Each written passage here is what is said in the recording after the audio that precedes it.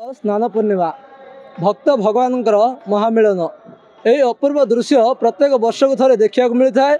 बर्तमान पारलाखेमुंडी जगन्नाथ मंदिर में जहाँ सका रही प्रातः नीतिकांति सरी अन्य रीतिकांति पर प्रभु पहंडी रे विजय करेंगे। पहंडी रे विजय होगा प्रभुंर 108 गरारे स्नान हम। यही स्नान यात्रा बहु भक्त व्याकुलतार सह रही। जदि आम कहवा पारलाखेमुंडी जगन्नाथ मंदिर में सकाळु सकाळु भक्तर लंबा धाड़ी लगी बेले बर्तमान भक्तर शो छुटी महाप्रभु अपूर्व दृश्य देखापी पारलाखेमुंडी रथ खड़ा कहुँ। पारलाखेमुंडी जगन्नाथ मंदिर में बहु भक्तर समागम रहा। आम पचारि बुझा जो पंडा रही एठाकार जनसाधारण रही कौन रीतिकांति बर्तमान जारी रही कौन केते समय प्रभु देखादेवे। यही महाप्रभुंर दर्शन पाई भक्त एवं भगवान महामिलन बहु व्याकुलतार सहित भक्त अनै बस महाप्रभु को दर्शन करने। चलते आम पचारि बुझा बर्तमान रीतिकांति कौन जारी रही आ कौन बाकी रही। जय जगन्नाथ जय जगन्नाथ जय जय जगन्नाथ। आज पवित्र ज्येष्ठ पूर्णमी श्री जगन्नाथ बलभद्र सुभद्रा चतुर्धा मूर्तिंकर आज स्नान पूर्णमी। आज ज्येष्ठ मासरे प्रत्येक वर्ष ज्येष्ठ मासरे महाप्रभुंकर स्नान पूर्णिमा अनुष्ठित हुए किंतु आज पवित्र दिन जगन्नाथंकर ज्येष्ठ पूर्णमी तिथि पड़ी। आज नक्षत्र है ज्येष्ठ नक्षत्र। आज जगन्नाथंकर स्नान पूर्णिमा आहा कि सुंदर। किंतु आज सका आम भोर जगन्नाथंकर राति 3टारू आम द्वार फिटा नीति करी राति 4टा बेलू महाप्रभुंर आलती संपूर्ण कलु।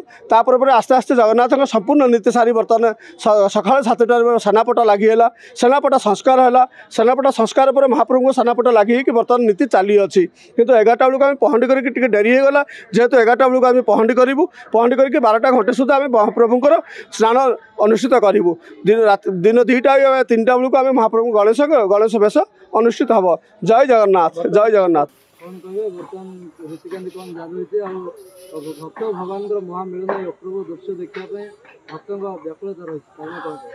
आज ज्येष्ठ पूर्णिमा महाप्रभुंर स्नान पूर्णिमा। आज ये स्नान पूर्णिमार सकाळ सकाळ जिते देवनीति कार्य हो गला महाप्रभुंर आमर जगन्नाथंर भोग सरीगला।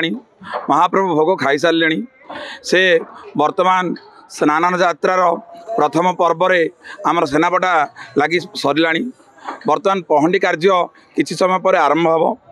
पहंडी रे आसी महाप्रभु स्नान मंडप विराजमान करिवे चतुर्धा मूर्ति एवं राजकीय नीति हिसाब से आमर गजपति परंपरा हिसाब से तांको कलश जेते गोटी आमर अच्छी विधान से हिसाब से स्नान करा समस्त भक्तर एवं आमर कमिटीर जेते सब विधि विधान अच्छी से हिसाब से महास्नान करागला प्रभु गजानन बेश हे।